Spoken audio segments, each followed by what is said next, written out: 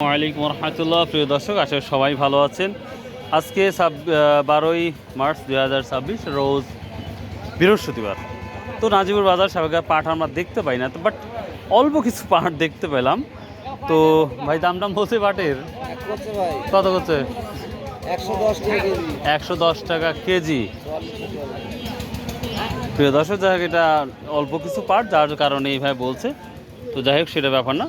আমরা গোটা বাংলাদেশে যেই পাটের অবস্থা দেখতে পাচ্ছি, 5,000 থেকে শুরু করে 5,200, 250 টাকা পর্যন্ত বাজার দেখেছি। এবং কালকেও আমরা দেখেছি পাট বিক্রি করা দেখেছি। চাষকর বাজারে যেমন 150 মণ পাট বিক্রি হলো, সেটা আপনাদের দেখিয়েছি, আপনারাও দেখেছেন। তো প্রিয় দর্শক, আজকের কোথায় কি অবস্থা বাজারটা যাচ্ছে অবশ্যই আপনারা কমেন্ট করে জানাবেন যে পাটের বাজারের কি অবস্থা, কি হাল হাকিকত, অবশ্যই কিন্তু আপনারা কমেন্ট করে জানাতে ভুলবেন না।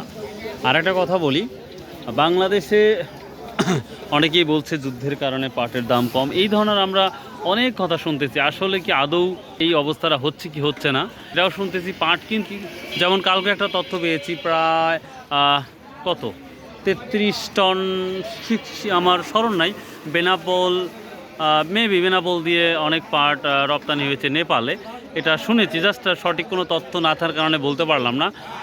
যদি কারো জানা থাকে অবশ্যই জানাবেন।